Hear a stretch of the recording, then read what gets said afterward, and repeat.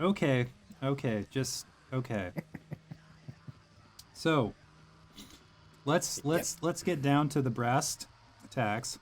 Brett, you have not played the Cyberpunk 2077. No. Paul, Yes. you have Yes, sir. played the Xbox Series X version, I have. or like the Xbox version, I and have. I Thank have God. played the PS4 slash PS5 version. Mm-hmm.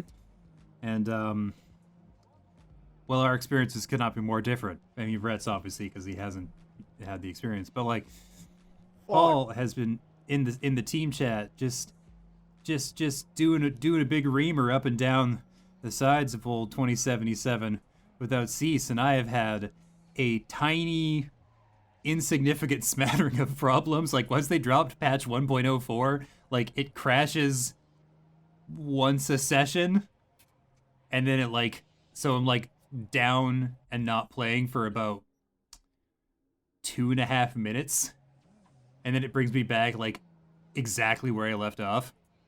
I'm like, oh, okay, well, all right. Okay. So that's about. And sometimes when people die, their legs are sticking straight up in the air like they're in the middle of a sweet breakdancing move. But that's about it. So listen, this is the buggiest, most unpolished, finished product I have ever seen in my entire life. It's absolutely absurd the number of bugs, gameplay breaking, brokenness, and altogether problems this game has that get in the way of the things I do really like about it. I think if this game was complete before they released it, I would like it quite a bit. As it is, I find it very, very hard to get into because this is supposed to be a game about immersion. You're supposed to feel like you're in Night City and you're a part of this culture. And having characters float through stairwells or T pose and slide through walls Yeah. literally constantly is not helping their case. It No. really isn't. I, I just don't understand how this thing even passed certification on the Xbox Well, side. I mean, And after your 14th cancellation, uh, after your but I 14th, mean, good you got to get it out Christ. eventually. You do, but as a platform holder, this is the kind of thing that Microsoft should have taken one look at this thing. If anybody played 15 minutes of it, they would have gone, this is not saleable. You Yeah. can't sell this to people. And they are. But they're giving their money back, so yeah, I don't know. Well, I'm sure it'll be bug free someday, just like The Witcher was. But this is orders of magnitude worse than The Witcher. This is far buggier than Mass Effect Andromeda ever was. here's my theory, which I can't confirm because I haven't. So there. But my theory is that CDPR are primarily, in spite of all of our experiences, a PC game developer. Like they make games for computers. And anytime they have to put something on a console, they do so begrudgingly and like that under great duress.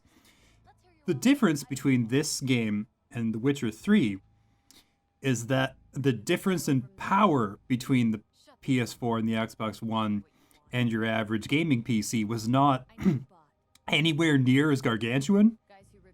Whereas now, like, they're doing things on PCs that the PS4 can only fucking wistfully dream of in the early hours of the morning.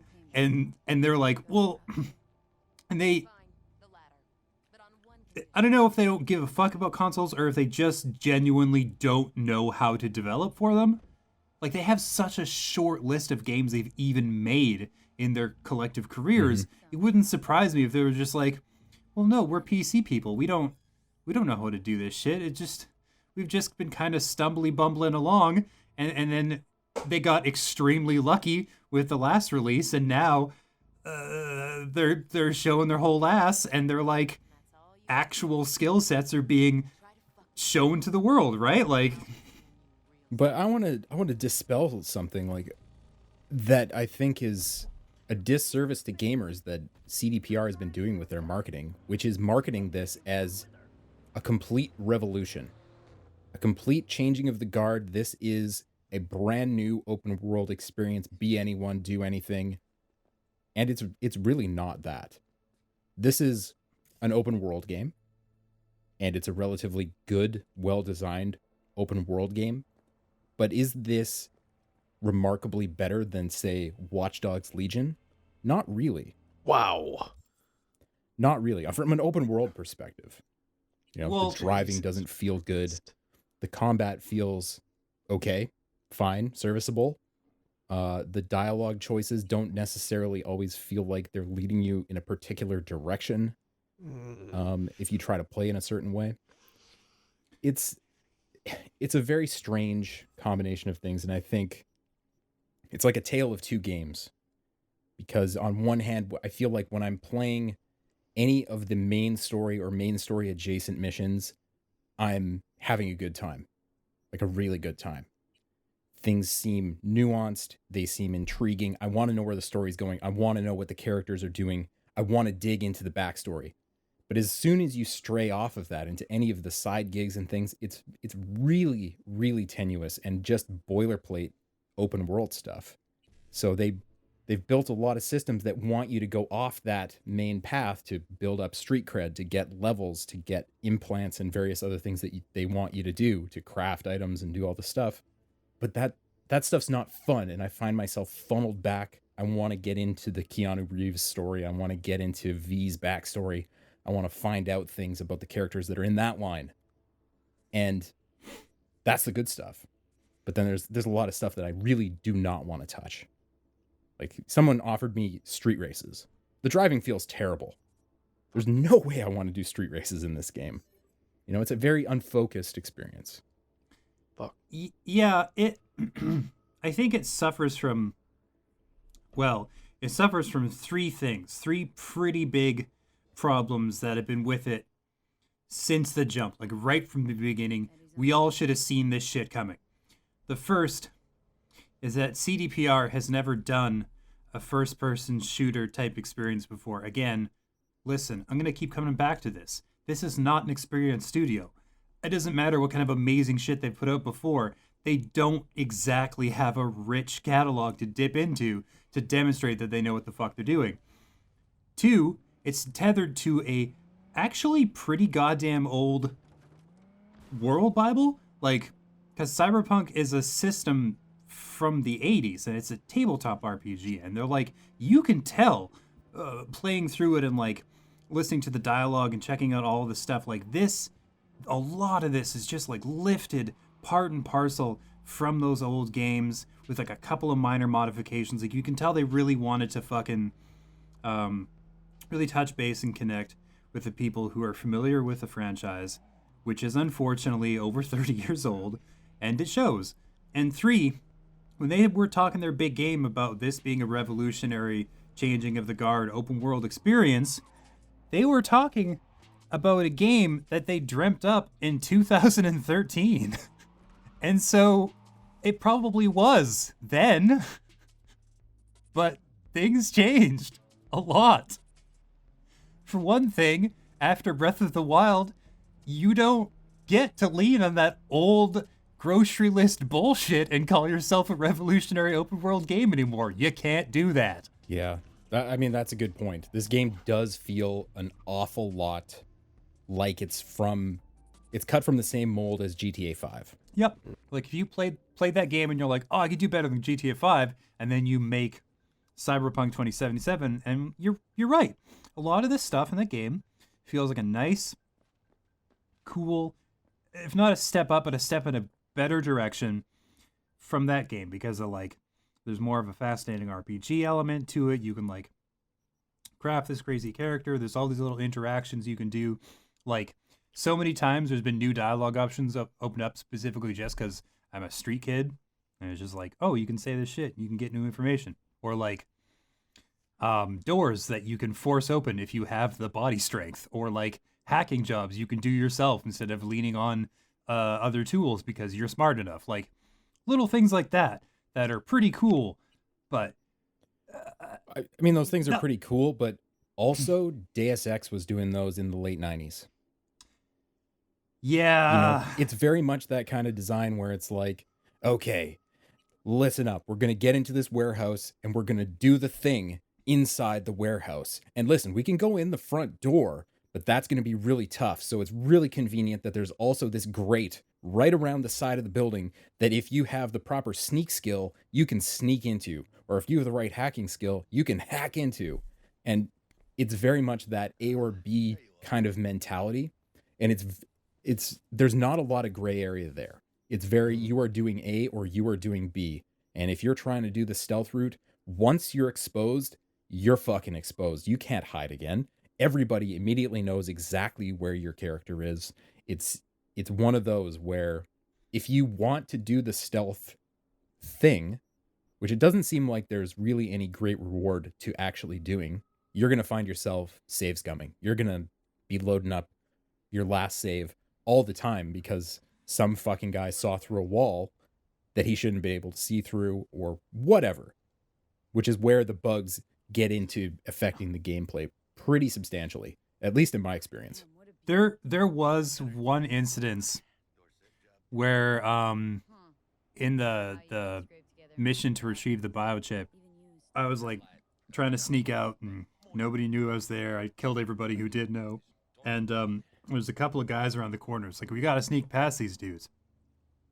And they were doing laps back and forth, shouting out the dialogue like they'd seen me, but they hadn't. And they weren't moving towards me or anything. They were just like, there she is. Let's get that bitch. Oh, okay. And they're just like doing laps back and forth. And then like one of them even saw me for a half second, not enough to like confirm, which is kind of a fucked up thing where it's like, yeah, they have amazing vision, but like if they don't see you for long enough, you can just hide around a corner and they will immediately forget about you. But like they would just, oh, he sees me, and then it's like, and then he turns around and I hide, and then they just go back to doing their laps, shouting about how, oh, I'm right around the corner, oh, she's getting closer. Meanwhile, they're like not changing their behavior or anything. They're just in this fucked up loop. Yeah, so that definitely did happen. I mean, I can deal with that kind of bugginess. That's the kind of thing that you're going to see in an open world RPG, no matter how well polished it is. Those things are going to slip through the cracks.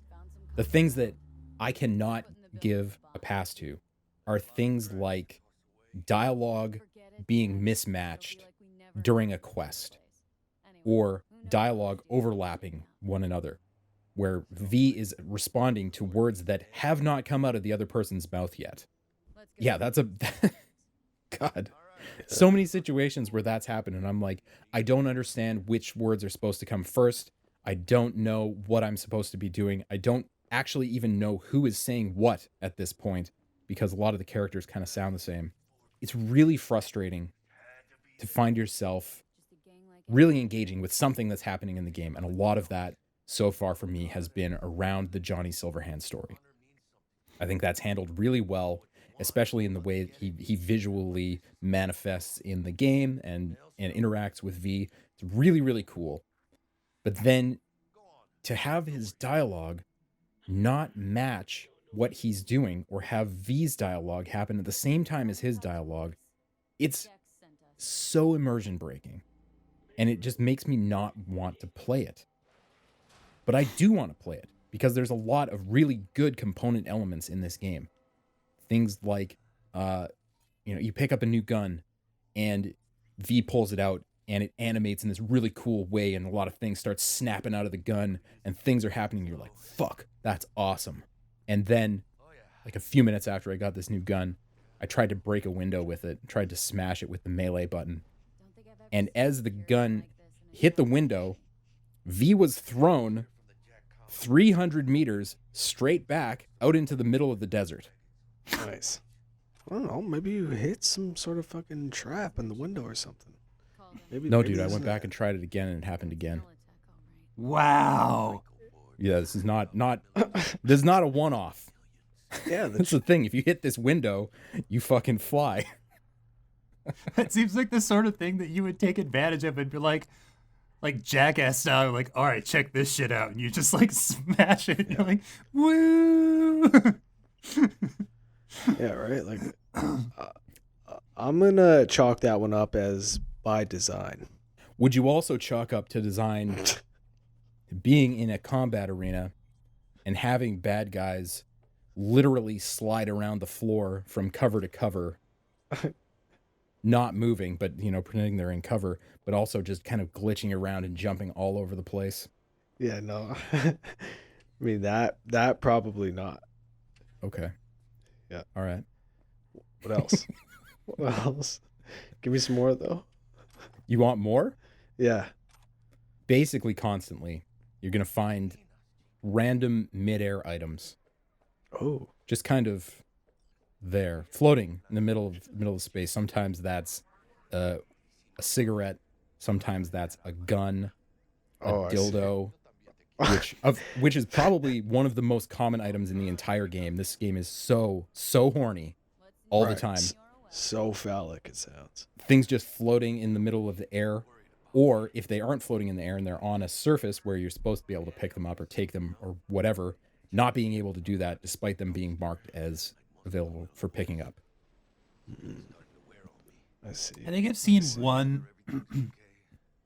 There was one time in like my first mission with Jackie where like we busted into a room and then like I like looked away and then looked back really fast and he was gone, but his gun was still there. Like he was pointing it at people, but like his character model had disappeared.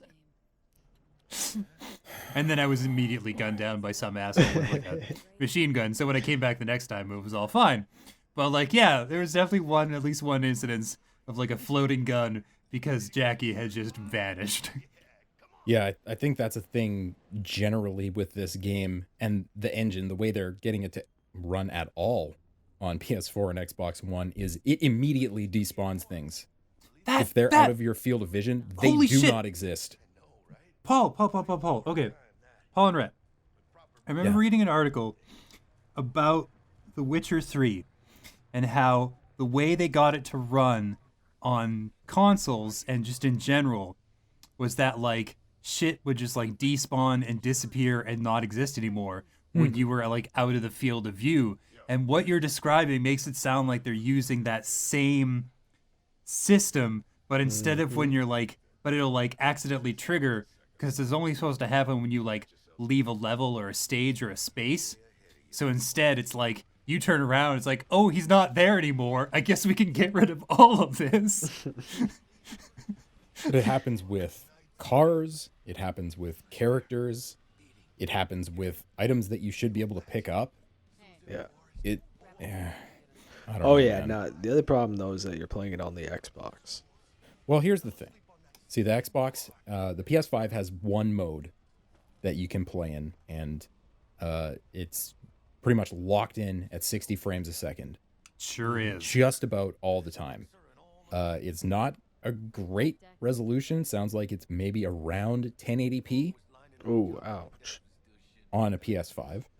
And on the Xbox side of things, there is a performance mode and a quality mode. The performance mode is aiming for that 60 frames a second. A little bit higher resolution than the PS5 version, but does not get close to the 60 in a lot of situations. It looks really muddy, doesn't look great. Or the quality mode, which is kind of what you'd expect out of a PS4 Pro or something.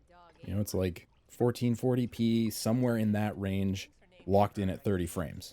That's the way I've been playing it, because it just looks a little bit more modern than a muddy mess. Yeah. I don't know. I'm playing it on PS5 and like a low end 4K TV, and I haven't really noticed a lot of muddiness in the textures.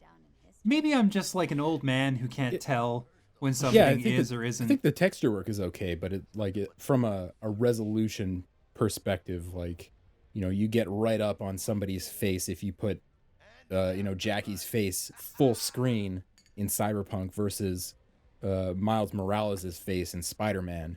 Even on the PS4 version, I feel like it's not gonna hold up.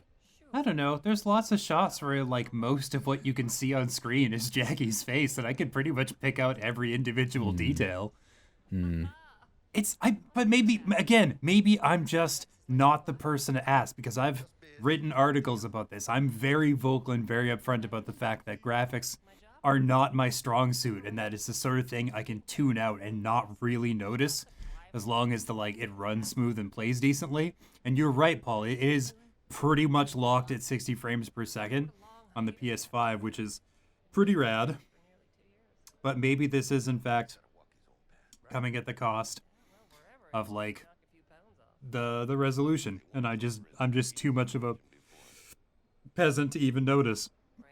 Yeah, I mean it doesn't bother me that the resolution is low. That's fine as long as they get it running, but they didn't get it running on PlayStation 4 really.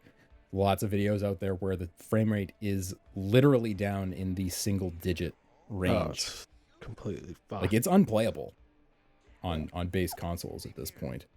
It doesn't shock me that much. Yeah. But I mean, let's talk about the stuff that's good about this game.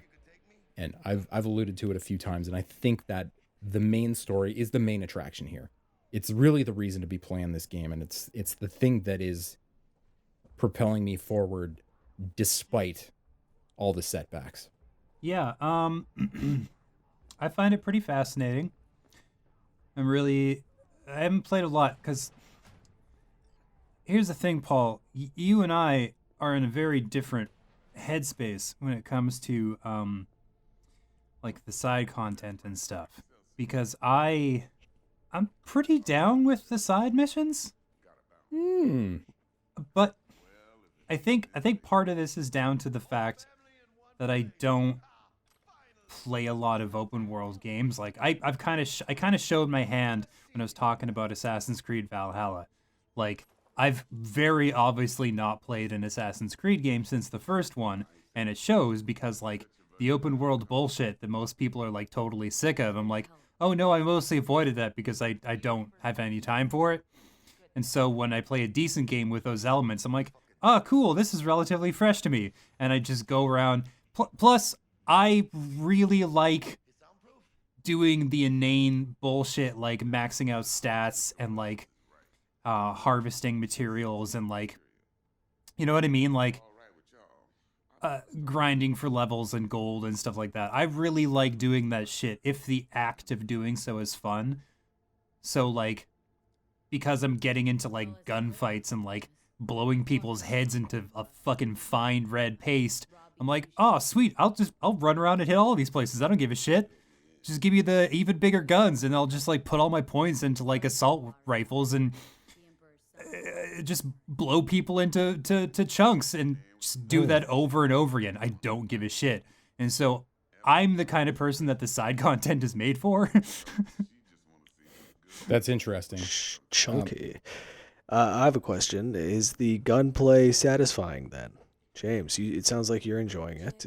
It's interesting because it's pretty heavily stat based. People have complained about the bad guys being big bullet sponges, but they do also show you the end of that arc with your introduction to Johnny Silverhand, where they're like, oh hey, here's a character who put all their stats and all their points and all their perks into handguns, and then you just aim this thing at people and they disintegrate. It's fucking amazing. So that whole sequence is pretty cool. You start out as just a wet blanket with a pea shooter, and you have to hit somebody in the head 6 times with a gun before they go down. But you keep putting points into it, and you bump up your stats and everything else, and then eventually you will be a fast-moving murder machine. And honestly, my shooting skills aren't great, so that's pretty well up my alley. Yeah, it's definitely RPG fueled. You can dump points into stats and perks that will make your headshots, give them damage bonuses or give bonuses to various other things that you might be into if you're wanting to shoot at dudes.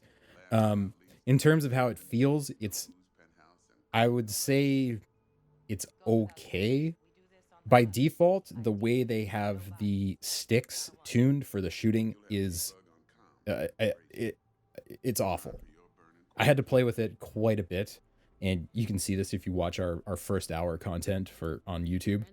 Uh, the first time in the Nomad origin story, the first time they give you a gun and get you to shoot, you're shooting out of the window of a moving car at moving enemies that are flying.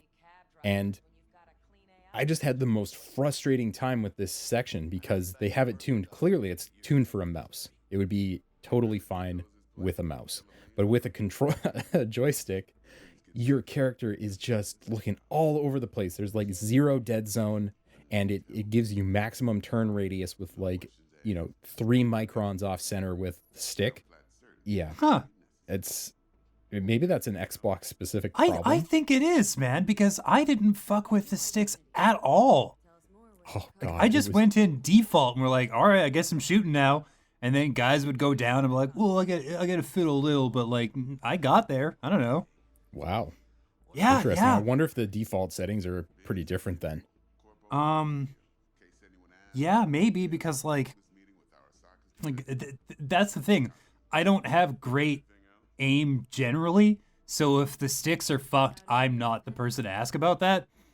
But like I've pretty quickly gotten used to it and was just like, okay, yeah, aim, pull the trigger, it's fine. But yeah, maybe the settings are different with PS5. Yeah, I definitely got there eventually, and at this point, it feels kind of like Fallout 4. So relatively good, but not you know Destiny quality shooting No. or anything like that. But you do a lot of shooting. You're shooting a lot. You're killing a lot of dudes. Good. Yeah, they deserve it. I know what they've done. Yeah. And I don't know if Yeah. they do, but it is really fun blowing people apart. And Oh, the- there's like there's like a whole bunch of like hacking systems that I haven't explored at all, where you can like get into people's like gear and like fry their fucking circuits and like do a bunch of damage to them from like across the room without pulling a weapon out. You just go to the local network and you run a breach protocol so they're more vulnerable to attacks, and then you can get like a short circuit strike that just like goes in and like fries their gear for a bunch of damage, and you're like,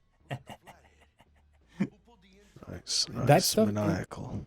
It seems cool to me, but I've yet to get to a point, despite dumping a bunch of points into technical ability and intelligence and things like that that are supposed to really fuel this netrunner side of things and perks. But just running in there, avoiding the stealth, avoiding the net running, and just shooting dudes is way more effective, and there is zero downside to absolutely wasting everybody in an area. In all the story missions I've tried, I've save scummed a few and gone back and tried to really do the stealth thing and reload if I get spotted, because I really want to try this in a stealthy way. And it seems like the only difference is at the end. It's like, wow, you sure did that quiet. Didn't waste any lead there. I found like with the mission where you have to get the flathead, Mm-hmm. those assholes, that is definitely a place where net running comes in handy, because they are fucking constantly hitting you with like basically like the Cyberpunk equivalent of like a DDoS attack, just all the fucking time. And so like if you can go in and like do breach protocol and like follow the lines of sight and like stop their attacks and like all this other shit, it really helps, because if they get one off on you, you're taking crazy dot damage like immediately, and you can't figure out where the fuck it's coming from once it hits. It's only when they're like preparing to attack you that you get an ability that you can figure out like what the source is. Once they execute the attack, you have no fucking idea, and it's like too late anyways. So like there's definitely fights where it's like, yeah, it would be better if you could stop that before it starts. Speaking of situations where you can't figure out what's happening, that's like every minute of this game. It is a lot, and it's intentionally a lot. They're trying to just overload your senses with neon shit and ads and people yelling and people talking all the time.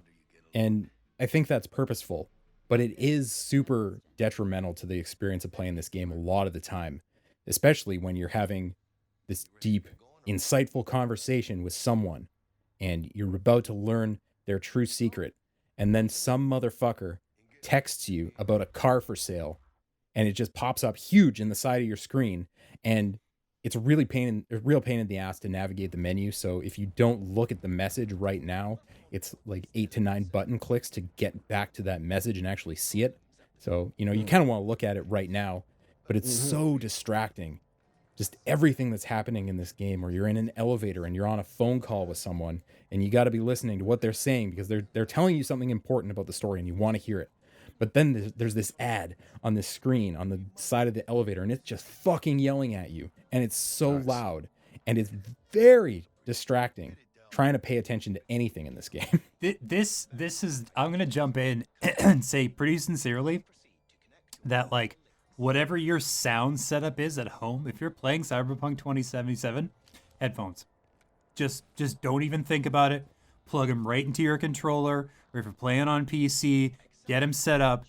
You will really appreciate having headphones on, because those times when, like, there's other background sounds, the system will kind of prioritize where it's just like, oh no, this is important, and that'll be the loud thing. Because, like, I've found that too, where there's like a lot of background shit. But if you've got cans on, then you tend to get the important shit, and then everything else is kind of like pushed away a little bit. Not a lot, because it is still a very noisy, distracting game. Kind of like the aesthetic that they're going for. But I find that, like, headphones are really good for, like, zeroing in on the thing that the game knows is the most important. Yeah, I can see that. Yeah, just But at the same time, I shouldn't have to do that.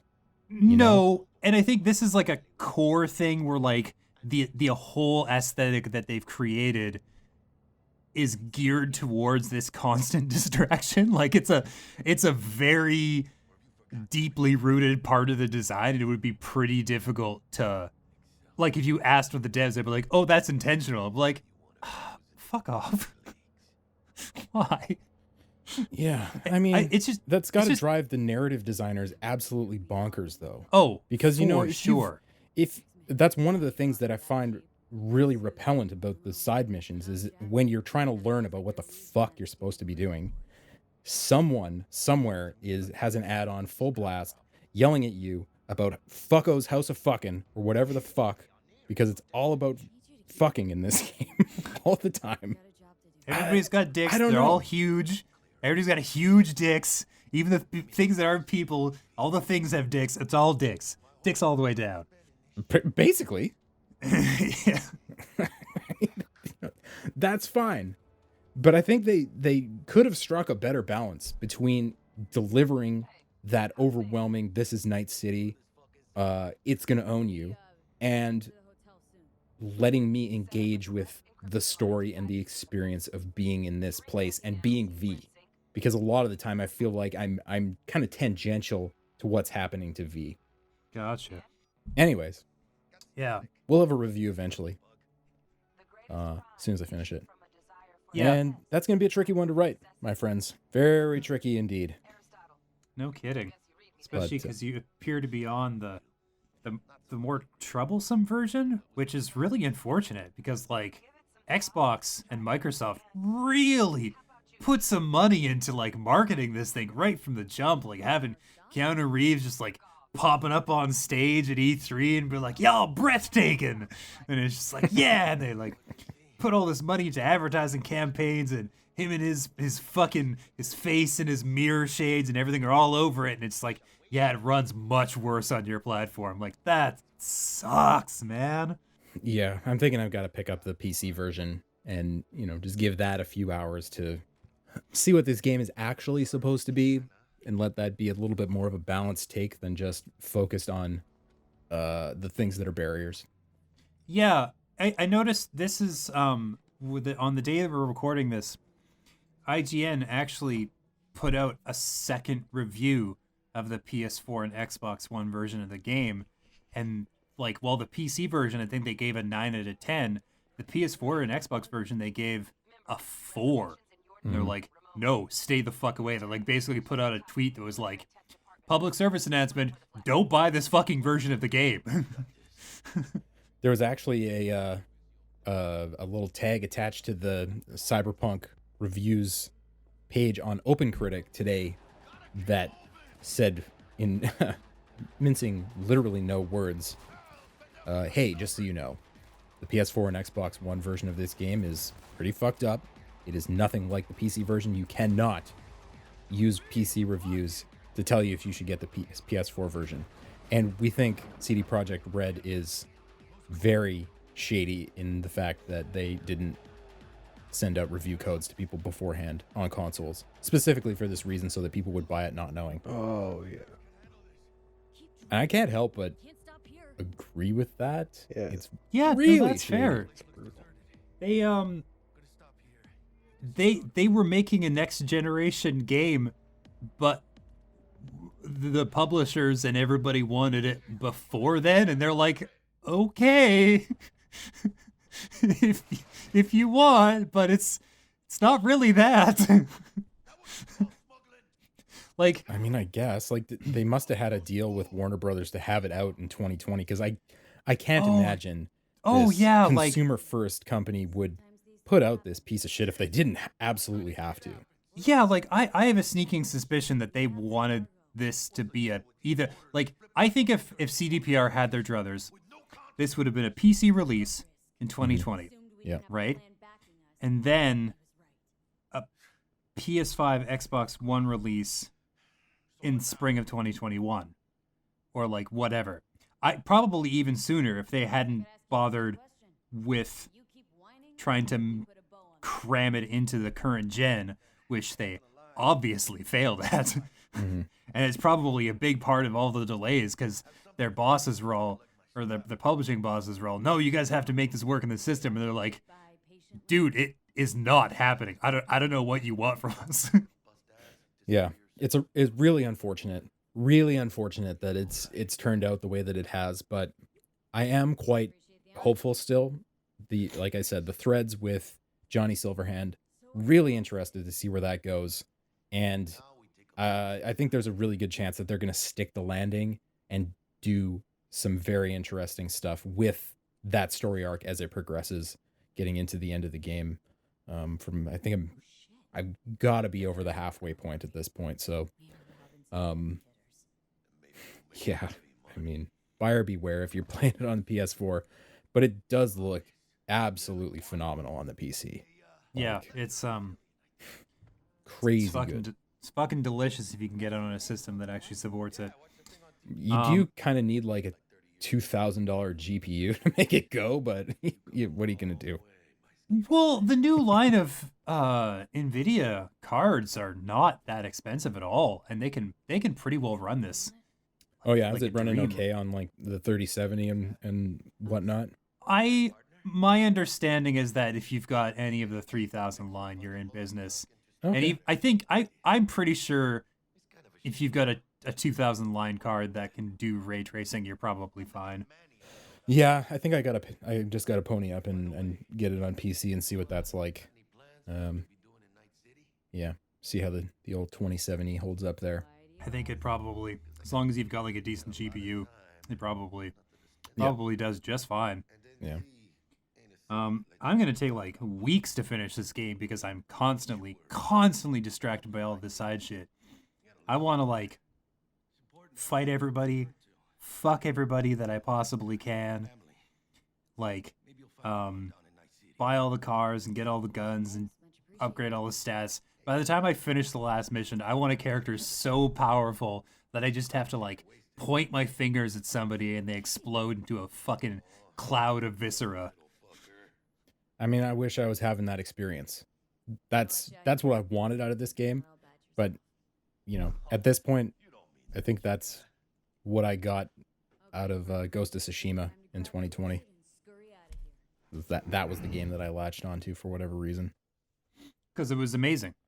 It was. Yeah. As an open world experience, I think it's infinitely better. Yeah. But hey guys, the next time we convene for the game of the year discussions, we're gonna get into all that shit. Oh yeah, that's a good point. Yeah, we're gonna do that next week because we wanted to give Um, people some more time to do some voting based on Cyberpunk. Yeah. I'm gonna say sneak preview, spoiler alert. I have a funny feeling. Can't confirm, can't say for certain. I have a suspicion that Cyberpunk 2077 will not really be in the running just because most people won't have played it on PC, which is the only platform, like aside from like apparently PS5 by some incredible blessing, where you can actually get the proper Cyberpunk experience. And so for that reason, probably I'm gonna guess not in the running for our game of the year discussions. Yeah, for best game, I'm gonna assume not. Yeah. Maybe some categories. We'll see. Yeah. For sure. The graveyard. Matters not where you're from, matters not where you start. What matters here is the walk you walk. In Night City, the city of dreams.